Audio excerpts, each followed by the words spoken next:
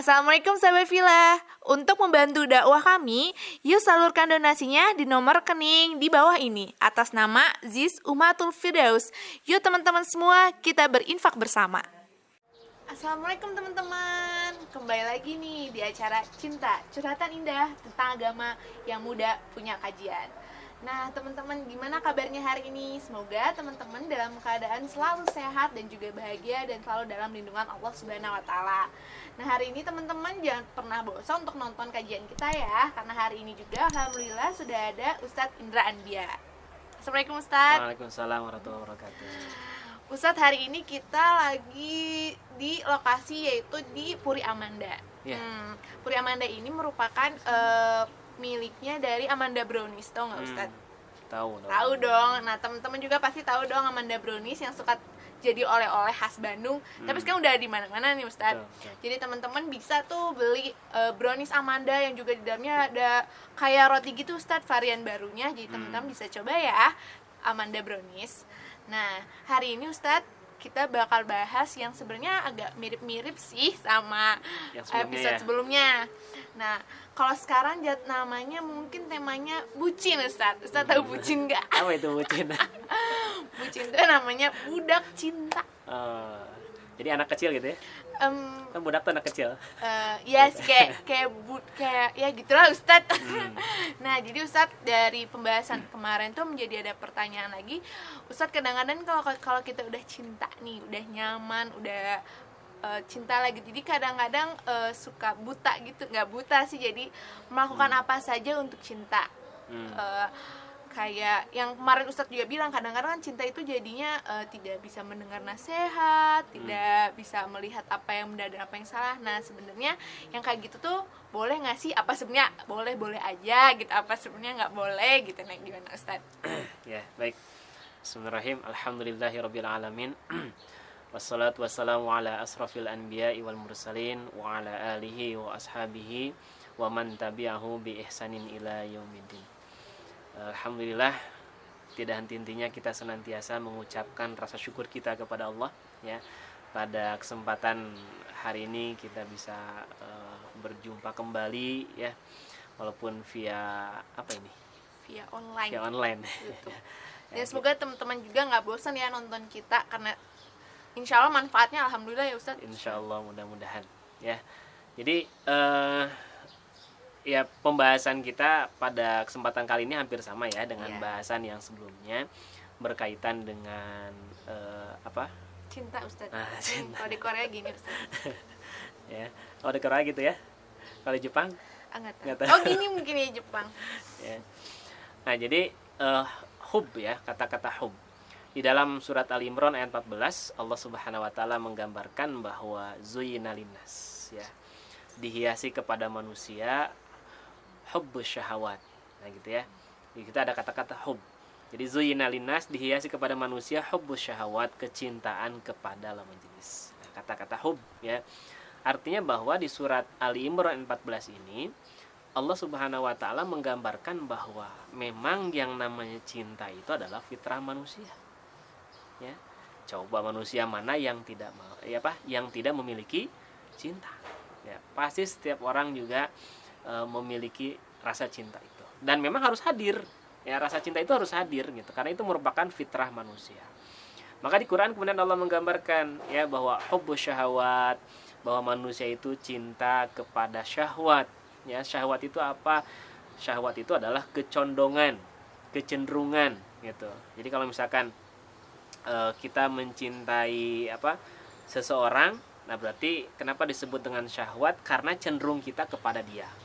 Ya, maka di dalam Al-Qur'an biasanya, walaupun tidak selalu begitu ya, biasanya ketika kita mencintai sesuatu, memalingkan dari yang lain. Misalkan, ketika ini mencintai si A, maka lupa dengan si B. Ya, cinta si B lupa dengan si C. Banyak banget ya. Lupa dengan si A lagi, waduh. Ya, gitu. Biasanya begitu, makanya Quran di surat At-Takatsur Allah menggambarkan alhaqumut takatsur. Seringkali memperbanyak sesuatu itu melalaikan kalian. Ya, kenapa? Di sini yang dilarang itu bukan masalah memperbanyaknya, tapi karena kecintaan kita kepada sesuatu itu biasanya melalaikan yang ini, gitu. cinta kita untuk memperbanyak harta, ya, cinta memperbanyak apa lagi? Harta sih. Ya, apapun itu gitu kan. Nah, biasanya kecintaan terhadap ini melupakan ketaatan kita kepada Allah, ya, melupakan untuk beribadah kepada Allah. Makanya kan ada orang yang pergi pagi pulang malam gitu, sholat getara.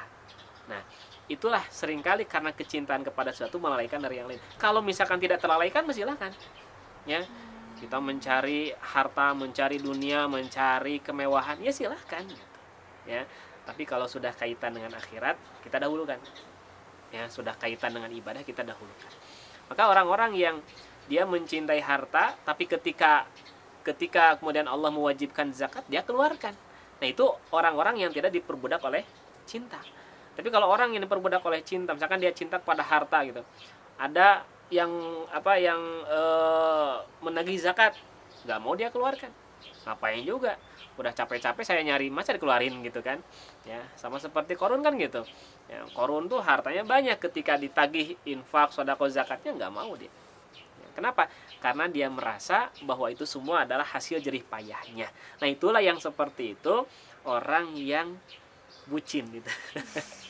Ya, diperbudak oleh cinta terhadap sesuatu. Padahal kecintaan kita kepada lawan jenis, ya, cinta kepada lawan jenis itu kan ada batasnya, ya, gitu. Ketika Dini mencintai calon suami, udah punya calon ya, sudah ya, gitu. Ketika nanti menikah kemudian mencintai suaminya, nah, yang namanya cinta kepada manusia, cinta kepada makhluk itu terbatas, ya. Jangan sampai kemudian saking cintanya kepada makhluk, akhirnya apa? Akhirnya kemudian melanggar aturan-aturan Allah, ya. Misalkan ada orang yang saking cintanya kepada si fulan, akhirnya ketika ada aturan Allah yang tidak boleh dilanggar, dia langgar, ya. Saking senangnya bersama dengan orang yang dia cintai, ketika Allah manggil, cuek aja gitu. Nah, itu yang seperti itulah orang-orang yang diperbudak oleh cinta, ya. Seharusnya cinta itu bagaimana melahirkan ketaatan, kedekatan kita kepada Allah. Seorang suami atau misalkan seorang istri yang mencintai suaminya, ketika misalkan suaminya mabok-mabokan, maka si istri mengingatkan, ya, jangan begitu. Nah, itu kan cinta artinya, ya. Nah, orang yang begitu mereka bukan orang-orang yang diperbudak oleh cinta, ya. Jadi bukan tidak boleh mencintai, tapi jangan sampai kecintaan kita kepada sesuatu kemudian melanggar aturan Allah atau juga tidak mau melaksanakan perintah-perintah Allah, ya. Karena cinta kepada makhluk terbatas, ya. Cinta kepada benda terbatas juga, ya. Kita baru punya benda misalkan handphone terbaru, ya. Tapi kalau sudah 3 tahun udah telat, udah ada yang baru lagi, Ustaz. Ada yang baru lagi, ya. Pengen yang baru lagi. Kan memang begitu. Artinya bahwa cinta kepada harta, cinta lawan jenis itu terbatas, ya. Cinta kepada makhluk apalagi. Dan seringkali kadang kalau kita mencintai makhluk berlebihan, kadang seringkali muncul kekecewaan, ya. Kita berharap banget, ya, sesuatu kepada orang yang kita cintai, padahal ternyata yang kita harapkan nggak ada. Kecewa nggak? Kecewa. Nah, makanya kenapa kecewa? Karena kita terlalu berharap kepada makhluk, ya. Jangan berharap kepada makhluk, berharaplah kepada Allah Subhanahu wa ta'ala. Ini banyak quotes hidup udah Ustadz nih dari paparan Ustadz. Jadi bener banget Ustadz, dia juga introspeksi banget nih kalau misal ternyata cinta atau bucin itu sebenarnya boleh, ya, tapi apakah bucin itu telah mendahului kita dengan keutamanya kepada Allah gitu kan ya Ustadz, ya. Tetap aja ketika kita lagi bucin gitu, sedang cinta sama pekerjaan, cinta sama lawan jenis, cinta sama harta dan lain-lain, tetap saja kalau memang itu ada perintah Allah Subhanahu wa ta'ala, itu yang nomor 1. Betul. Nah, yang pertanyaan kedua, kan kadang-kadang namanya juga manusia Ustaz, kadang-kadang kan kita hilaf, kadang-kadang tuh terlarut banget sama yang namanya cinta. Ini mah kita akui saja, ya, teman-teman mengakui di rumah. Kadang-kadang kita terlarut gitu. Nah, gimana supaya kita tuh jauh tuh dari bucin, budak cinta, ini budak cinta, dan yang jadi jauh dengan keutamaan perintah Allah Subhanahu wa ta'ala. Nah, itu gimana Ustaz nih? Teman-teman nih kayak udah mau nulis tipsnya nih, karena katanya saya banget Ustadz, saya banget gitu.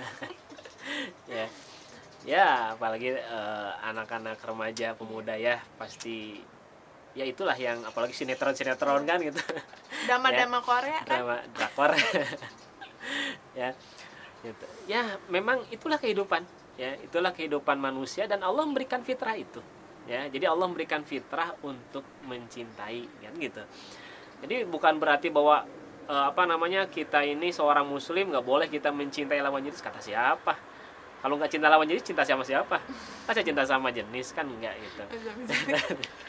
Ya jadi sekali lagi teman-teman sekalian, bahwa dalam Islam itu nanti ada batasan. Bukan berarti kita melarang atau mengekang, bukan, ya bukan berarti bahwa kita nggak boleh mencintai lawan jenis, bukan gitu. Boleh silahkan gitu, tapi ada batasan-batasan. Makanya kalau Islam itu seringkali dimulai daripada niat, ya jadi Islam itu mengajarkan kepada kita niat kita mencintai itu apa gitu. Niat kita mencintai karena apa, ya kalau hanya sekedar cinta buta ya hanya sekedar mesti dari awal ketika dia mencintai sesuatu itu karena apa? Karena nanti ke depannya itulah yang kemudian cintanya landasannya apa gitu. Jadi ketika misalkan ada orang yang dia mencintai sesuatu, ya karena landasannya saya mencintai dia karena keimanan kepada Allah, misalkan kan gitu. Ketika landasannya iman, maka dia akan senantiasa mencintai saudaranya selama saudaranya tidak melanggar aturan-aturan Allah, ya. Cinta kepada lawan jenis itu silahkan, ya. Cinta sama pekerjaan juga silahkan, ya? Harus, ya. Kalau orang nggak cinta pekerjaan, malas ngerjain itu, ya. Betul. Ngapain juga kerja, jadi karena kita tidak mencintai, ya. Justru kita melakukan sesuatu karena sesuatu yang kita cintai gitu, ya. Yang tidak boleh itu tadi, jadi kita mesti tahu ada batasan-batasannya, ya. Ini batasan-batasan ketika ini dilanggar, berarti ini ada yang keliru nih dengan cinta kita, ya. Misalkan ketika kita mencintai pekerjaan, siang pagi malam terus saya kerja, ya hebat. Misalkan gitu ya, baca Quran dia nggak, ngaji juga nggak ada waktu gitu. Nah berarti dia terlalu cinta dengan pekerjaannya sehingga melalaikan dia beribadah kepada Allah. Ya silahkan, bahwa Islam mengajarkan kita harus semangat, ya Islam mengajarkan kita harus memiliki spirit ketika kita mengerjakan sesuatu. Tapi kan ada masing-masing ada batasan-batasannya, ya. Toh ibadah saja, ada orang cinta kepada Allah dia ibadah, tapi kalau memaksakan diri nggak boleh. Di zaman Nabi ada seorang sahabat setiap hari dia puasa, setiap hari itu dia saum gitu, ya.